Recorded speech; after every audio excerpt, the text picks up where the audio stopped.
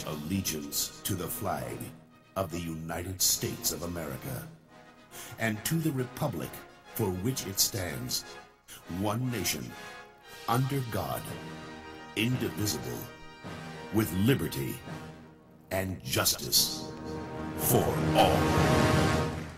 Press and national news stories making headlines. Today is Friday, September 30th, 2011. Thanks for watching us today. I'm Ryan, and with me is Markella. On today's show, we'll take a look at the big national news headlines making headlines right here in the Garden State and what you can expect in your weather forecast for Friday. We've got those stories as well as a special look at the sports this week with scores and stories from some big Oakcrest and pro games. That's right, we got those stories, and your Falcon weather forecast is just a second. But first, if you missed anything on today's show or just want to catch up on past episodes, watch everything Oakcrest and beyond right here on YouTube, on our YouTube channel. It's updated daily with our videos and content. And don't forget, if there's a story you'd like to see featured on our show, or if you're in a club who has an announcement, or a team who has sports scores, give them to us in the media studio right here at Oakcrest, or you can send us an email or find us on Twitter. Our email is at talentproductions@yahoo.com and is at the bottom of the screen. Your Falcon weather forecast for today, you should finally see a change in those miserable conditions we've been experiencing the past couple of days, and as the storm that's heading around is finally moving out of the area.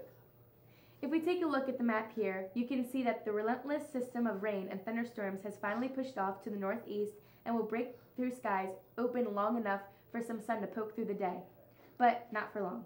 Now, although the rain clouds are on the move, the humidity is not. The humidity levels will hang around 70% for the day, counting to make indoor and outdoor conditions still muggy and unbearable.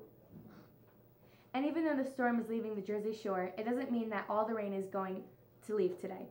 We should hit a normal September high of 73 degrees by midday, but for later, expect a small storm system to move through tonight and drop some rain before the morning. Luckily, the rain will keep things cool over the evening, as the low will fall to a brisk 52 degrees. It's nice to have not to deal with rain, but humidity has been brutal. Hopefully things shape up for the weekend. In upcoming events here at Oakcrest, we told you yesterday that the annual Social Studies Club will be holding its campaign convention next Tuesday, October 4th, during first and second period. During that time, right here at Oakcrest, local and state politicians will speak with students, and their speeches will start at 7:30. At 8:30, students will have the opportunity to register to vote as well as participate in a mock election using actual voting booths.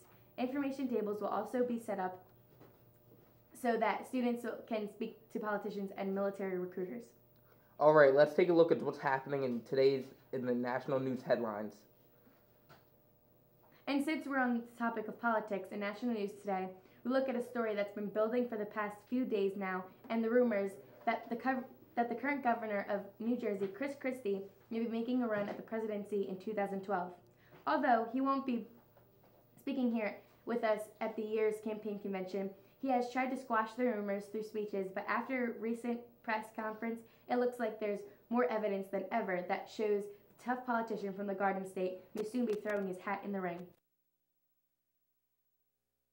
And now we turn to the big question in American politics. Will the big man from New Jersey take a big step and enter the race for the GOP nomination? There's a lot of attention tonight on New Jersey Governor Chris Christie, who just happens to be appearing tonight on some sacred Republican ground. Our political director and chief White House correspondent, Chuck Todd, with us tonight from our D.C. newsroom. Chuck, good evening. Good evening, Brian. Well, let's lay out what Chris Christie is doing tonight. He's giving this speech. It's going to be on leadership. Real American Exceptionalism is the title of the speech. And the speech itself is certainly going to sound like somebody who is preparing to enter a national campaign, but all signs point to him saying once again that he is not going to be running that national campaign in 2012. But the reason there has been a hubbub over the last couple of weeks, really in the last week, Brian, has to do with Republican activists and donors really concerned that both of the frontrunners, Rick Perry, the governor of Texas, Mitt Romney, former governor of Massachusetts, aren't really lighting the fires here. Of course, originally this was a Romney issue. He didn't seem to have the base with him, nor the establishment. Perry came in to fill the vacuum, and as you know, Brian, had some rough debate outings, and that has folks concerned, and that's why they're turning to Christie. And Chuck, I know your political team took a look back at exactly where we were at this point before the last presidential election, just to remind people a week is a year in politics. And the walking away favorite for the GOP nomination was Rudolph Giuliani. And not only that, Brian, look who was in second place. A late entrant into the field, Fred Thompson. Half the Republican vote in national polls were to two candidates that would go on to not win a single primary or caucus. By the way, look at that Democratic number. A woman by the name of Hillary Clinton had nearly a 2-to-1 lead over the current president of the United States. We got a long way to go. Let that be a lesson to everybody. Chuck Todd in our D.C. newsroom. Thanks. Seem interested. It doesn't look like he's a front runner right now. Once again, coming up in the very near future is the start of peer mediation, who is looking for students interested in helping other students resolve conflicts peacefully. Anyone who is interested can apply to become a peer mediator by filling out an application and guidance.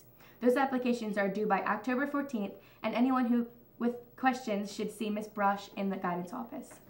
So for sports today, the only game scheduled is the varsity football team, who travels to the away game in Mainland High School in Linwood.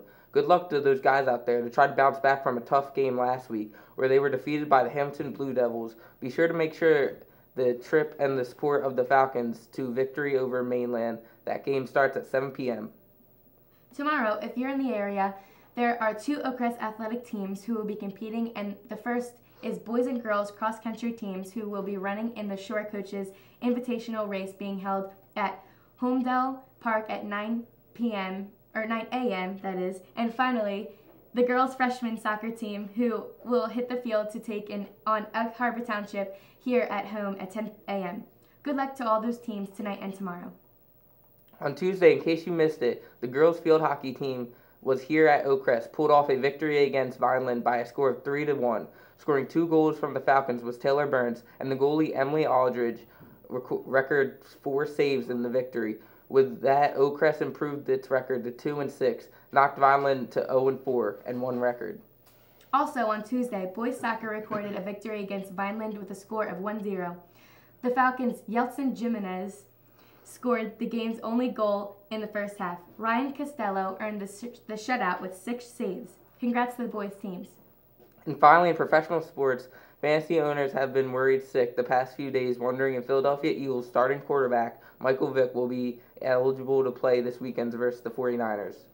Well, the good news is fantasy owners can take a breath to sign a relief because Vick will be starting. The swelling in Vick's bruised right hand will reduce enough for him to practice on Wednesday. He was encouraged enough to guarantee he will be playing against the 49ers.